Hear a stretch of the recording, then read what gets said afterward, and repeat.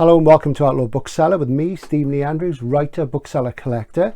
And this is a completing my Asimov in 70s, 80s Granada, Grafton hardcovers collection. Could it possibly be any longer? For some time now, I've been trying to acquire all of the Asimov reissues in the main sequence, which is the predominant part of his fictional work, the Mega series, which runs through the robot stories, the Galactic Empire stories, and the Foundation stories, making a massive future history. Of course, it didn't begin this way. He wrote some early robot stories. He wrote the initial Foundation series, later divided into 3 books. He then wrote the Galactic Empire stories in the early 50s. Then he moved on to the robot novels. He then abandoned fiction for a long time, came back to it in the 1980s and produced a few chunky tomes which the critics didn't like, but which I think are amongst my favourite works by him. And we end up with this massive mega series future history. And as I said, I've been trying to collect a lot. And I'm going to go through them because literally this week I've managed to acquire the final one I didn't have, and it was quite the job and took some time. Now, for those of you interested in the publishing side of things, these would have been books which in the 60s and 70s were in Panther science fiction. Panther started in the 1950s, did all sorts of things, became increasingly identified purely with SF as time went on, and they then became an imprint of Granada. Granada was a company started many years before. They also had a finger in television shows, and towards the end of the 1970s they were acquired by Collins, who then changed the name of the imprint in late 1985 to Grafton, because at that point William Collins' offices were on Grafton Street in London, and shortly after that, by the time we got to the end of the 80s, early 90s, Collins became HarperCollins. So as you see, the books here are presented in 2 different formats. The smaller format, represented on the left there by the best science fiction of Isaac Asimov, is what you call a demi, and the larger format is what you call a royal. And the royal really started to make an impact in British publishing in the mid-80s, largely through Granada, Grafton, using royal for a lot of their books at that time. Now, they did issue other things by Asimov in hardcover at this stage, but they were mostly non-fiction things. So I'm just going to talk you through them. These are books which are mostly quite difficult to get at all in hardcover, and in really good condition they're very hard to get indeed. The most common ones are the much later ones, which we'll come on to later and discuss those, but this is quite a difficult one to get hold of. And obviously that's a Chris Foss cover there on the best science fiction of Isaac Asimov, and lovely red spine, and I can't remember how much this was. I think it was about £30, but that was a difficult one to find in good condition. And you very rarely see these at all.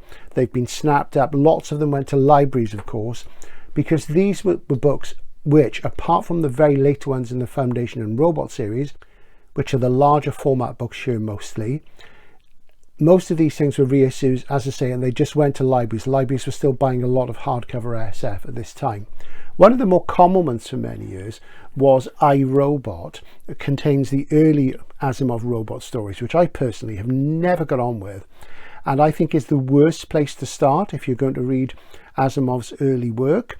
There is Susan Calvin stories, and there are more of them in the rest of the robots. There we go. Now, of course, these 2 books had these jackets in Granada Panther paperbacks for a long time as well, and these ones, see these Grafton ones, so they're from 85 onwards. There were earlier printings in hardcover, I believe, with the Granada colophon at the base of the spine. So I've had this one for many years. Never really bothered with the others, but I do love this classic livery, the typeface and the cover designs. Really nice dystopian black. I love those. The books which made me an Asimov fan, because I will admit I wasn't, and I really struggled with his work. I think he can be very clunky and dull, and I don't think much of him in terms of being a literary writer. He wasn't really a literary writer at all. He was very workmanlike. But the 2 books of his which changed my mind about him, which I believe are amongst his best, were the 2 early robot novels. And that's The Caves of Steel. Now, he wrote these in the early 50s, and to me, I think this is actually the best place to start with his robot fiction. The three laws are quite well known. You can look them up, and I personally would skip over the stories and go straight to this, which is a fantastic detective story set in an overpopulated Earth in the future, and I really enjoyed it. And you can see the massive influence it had over people like Philip K. Dick with things like Do Androids Dream of Electric Sheep, and it's a really, really great book. And again, a classic Foss cover, very, very uncommon. This is in beautiful condition. Very pleased to get that. That's a while ago I got that. Now, this and its immediate sequel, The Naked Sun, again, another Foss cover, will set you back quite a lot of money now. You're looking £60–70 upward, and in this condition you'd be very lucky to find them at all. But I think they're absolutely gorgeous, and I have them in paperback in those liveries as well. The series was abandoned for a long time. There was a good 15-year period where Asimov didn't write any fiction at all. He wrote a lot of non-fiction, and he returned to writing SF in the early 70s with The Gods Themselves. But in the 80s, as he knew his end of life thing was coming, because he wasn't a well man and he knew that he wouldn't be around forever, he returned in a big way to writing fiction. Of course, at that point, it was the day of the dump-in, and the world had finally caught up with the SF writers of the 40s, 50s and early 60s, and big advances were on the table. So he then produced The Robots of Dawn with a classic Foss cover with the old giant mushroom there. And I really love this one. I think these are fantastic stories. Some people think they're ponderous and long-winded, and I'm well known for not liking long books, generally speaking, but there's a kind of stateliness about these which I really, really like, and absolutely beautiful. I think you'll agree. And Robots and Empire, which points forward to the robots' master plan, which will eventually lead to, and this is a spoiler, so if you haven't read them, but I think you're best to read them in the order I suggest, which is Robots, Empire, Foundation. You'll get more out of the story, even though the styles will differ. And the robots' master plan to protect humanity from the three laws, which will culminate in the Foundation series. Absolutely cracking stuff.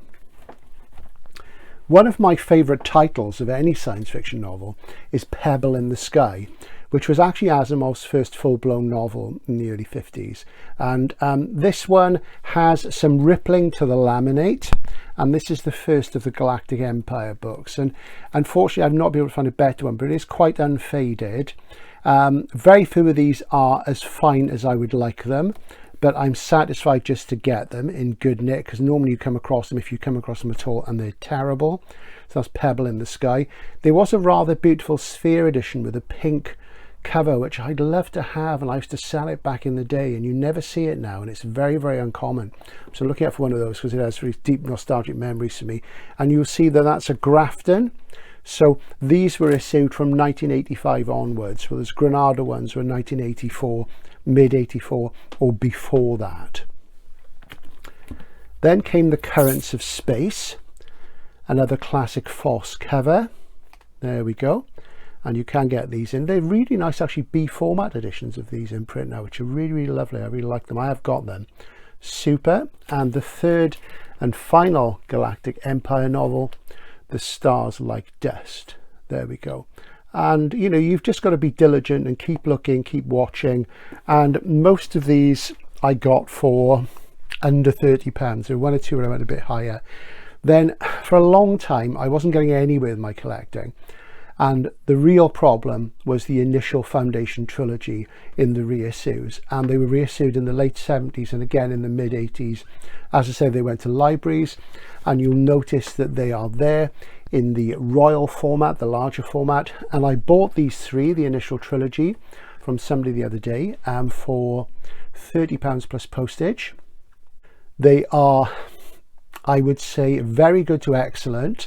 I wouldn't go as far as near fine. They do have some flaws, but they're good enough for me, and they'll do. They've got some spine fade, and what you'll notice is the first one, Foundation, is a Grafton, so that's an 85 plus reprint, and the iconic Foss jacket there, absolutely gorgeous blue. I've had 2 or 3 sets of these in A format go through my hands. I did have 2 of them, the first and the third, recently, and I couldn't get a copy of the second, so I passed that on. I was going to hang on to. I've decided that I need to sort of shrink my library down quite a bit because I just don't have the space, but lovely. So I bought these from a guy called Philip. Thanks, Philip. Really, really nice deal we did on those because I was despairing of them and I was getting fed up with looking and not getting anywhere. And you know, if you find them in very fine, you know, you are looking a lot of money. You're looking about a 10, so it really is quite something, about 100 quid. So that's the second one.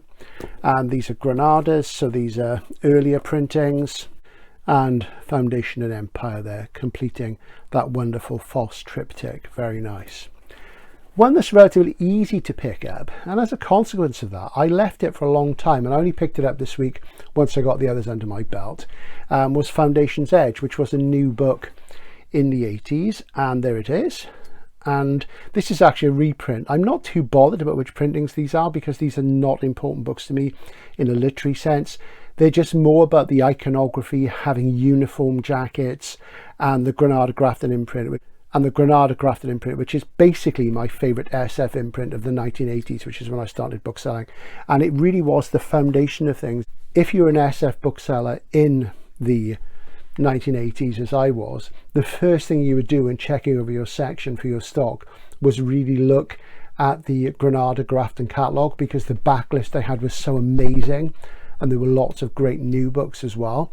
And of course, this was a new book in the mid-80s, Prelude to Foundation, which I actually much prefer to Foundation itself.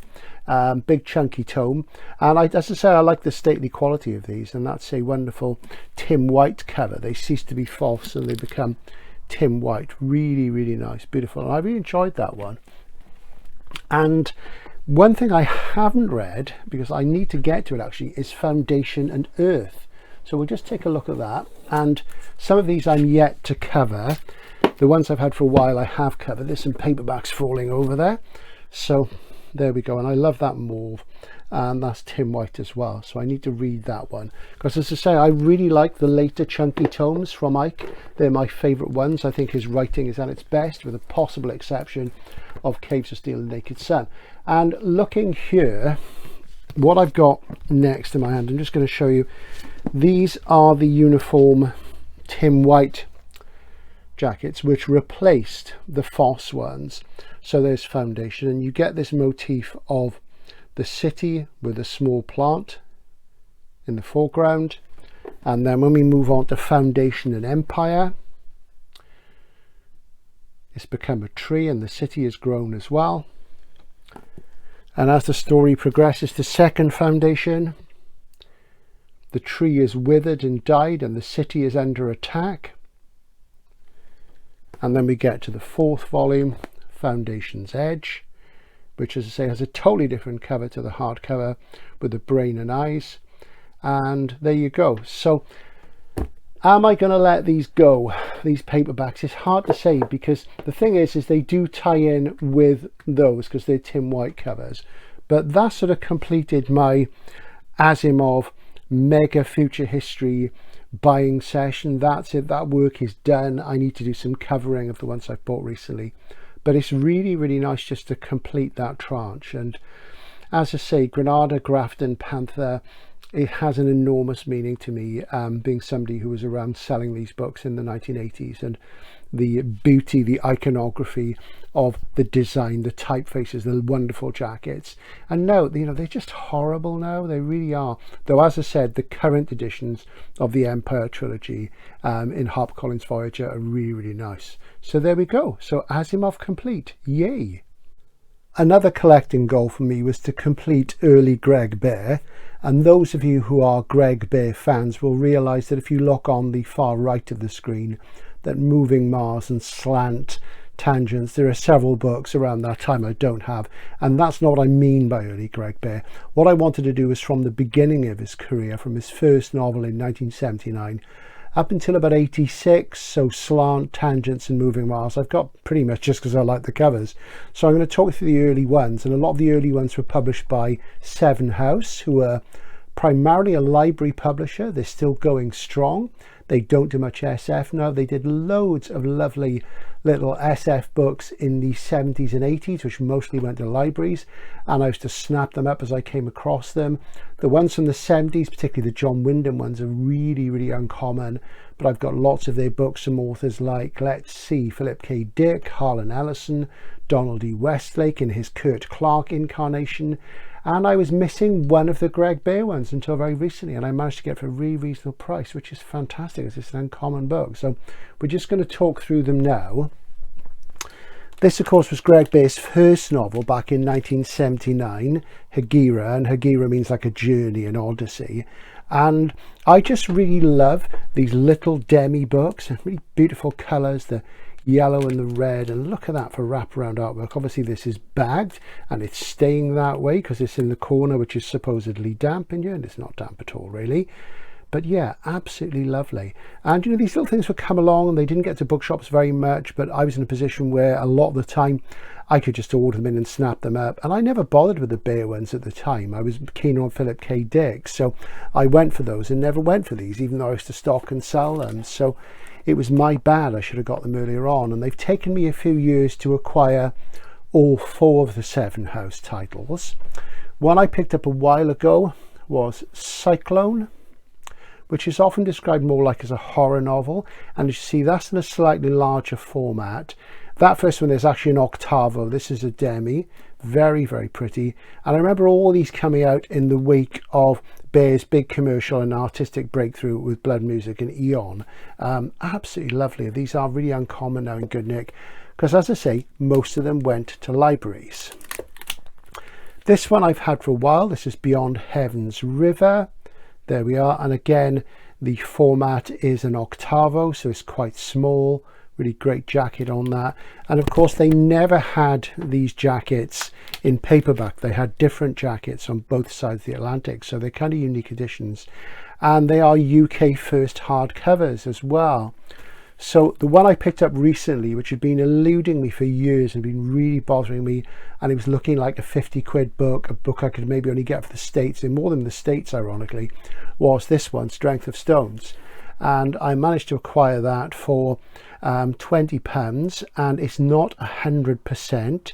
It's got a few little marks and things on it, but it really is great to have it at last, and really pleased with that. I'm yet to cover it. It's got a little bit of a ding down there, a little bit of wear at the head of the jacket, but overall I'm just so relieved to get it, because I really am closing in on the final library now and filling those last few gaps, and the next couple of years is going to be crucial in filling those gaps and completing my hardcover SF collection issued between 1970 and 1990, which is pretty much what I do. That's the focus of my collecting. My reading is broader in terms of collecting.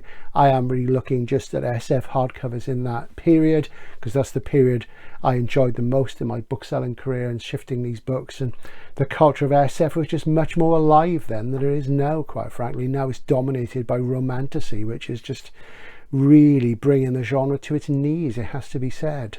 One I've had for a while is the Infinity Concerto, and this is in Century Fantasy and SF, as you see. This is before Century launched their Legend imprint. Within Century you'd have Arrow, and within Arrow you had Legend, was the SF imprint, which I think they launched about 86, 87, I think it was 86. And I remember selling these in trade paperbacks. So this is a demi, so the trade paperbacks, same text block, what you call a C format trade paperback. I saw quite a few of these, and this is a diptych, a 2-volume series. There's no such word as duology. That's made up by somebody in publishing who doesn't have a clue what they're talking about. And really, really nice. And I've had that one for a while, and I like this blue and yellow livery, and very straightforward. Again, as I say, most of these went to the library, and they probably only printed about 1,000 of each. And that one was first published in 84. Now that was in the States, of course. In the UK they were published simultaneously, so there you go. And this is the one I found harder to find, but I managed to get this recently. I'd recently bought one before that which somebody had rebound and trimmed the jacket, so it was the wrong format. This is much nicer. I've never actually read them, and I'm kind of looking forward to them, because I think a fantasy by Greg Bear would be a very interesting thing, I must say. So really lovely, and I do like this livery a lot. It was short-lived. It was only around for a year or two, and there were things like Ramsey Campbell. What else? There was at least one Orson Scott card, Speaking for the Dead, like this. Really, really nice, and you just don't see them very often, because again, they went to libraries. Greg Bear's big commercial and aesthetic breakthrough, of course, came in the mid-80s with the publication of Blood Music. and that is the UK hardcover first of Blood Music from Gollancz, and I've had that for some years, and I think it cost me about £30. It's in absolutely tip-top condition. It's very, very fine, lovely, absolutely fantastic. And this is my favourite book by Bear by a long chalk. Even though it does have the feel sometimes of a bestseller, his writing's quite bestsellery, and I've never understood why Blood Music's never become a film. Well, I can understand it, but I think it could be adapted really well. And I've got very vivid memories of back in 1986 when I was working for Pan, the publisher, and I was managing one of their bookshops. They sent me proofs of Blood Music and Eon from Gollancz, who'd done the hardcovers, and Gollancz hadn't quite started doing paperbacks then, and Pan were going to bid for those books, and they said, can you read them and let us know what you think? And I was aware of Bear anyway at that point, and I said, you know, you should go for it, you should try and win the auction for these, and if you do it, publish Eon first, because Eon, being more space opera and big dumb object like, is a lot more commercial than Blood Music. Blood Music was a bit different. Nanotech was ahead of its time then. And they bid for them, they didn't get them, they got some Werner Vinci books instead, which I wasn't so keen on, though I did say to them, do try and get these. But Bear, of course, went on to become massively commercially successful. I sold loads and loads of copies of Eon, and ironically, Century Hutchinson acquired them, and they issued them in their Legend imprint. So this is a first of Eon, and that's a Jim Burns jacket, of course. Absolutely gorgeous piece of work. I'm not a massive fan of Eon myself. I tend not to like big dumb object books. I find them too big and too dumb, and I don't find the mystery in them that appealing. I think in terms of enigma, they're just not literary enough to be enigmatic enough. It's just this void, you know, what is this object? That void there isn't enough, and the clues are never fascinating enough for me. But you know, I know a lot of people love them, so there you go. And so I've completed my early tranche of early Bear works from Hegira up to Eon. I'm really pleased, and the others, I say, are just sort of add-ons really. I've had this copy of Tangents for some time, and that's a variation on that Burns artwork for Eon. Really, really nice. This is an American Warner book, absolutely beautiful. And there's another Jim Burns jacket on slant, of course, which I bought purely for the jacket because I love Jim's work. Finest science fiction artist who ever lived, in my opinion. Great guy. There we go. And I do have a copy of Moving Mars. I'm not sure why, but it's a nice tour book. It did appeal to me. So that sort of wraps it up, completing my collections in hardcover for Greg Bear and Asimov. It's just wonderful. It's great to sort of be zeroing in on those last few things I need. So there'll be more of this as the channel goes on over the next couple of years, as I fill these important gaps. And as I do so, when I get to authors I'm fonder of than Asimov and Bear, we'll have full-blown overviews of their careers in hardcover. How exciting. Thanks for watching. See you again soon, and bye for now.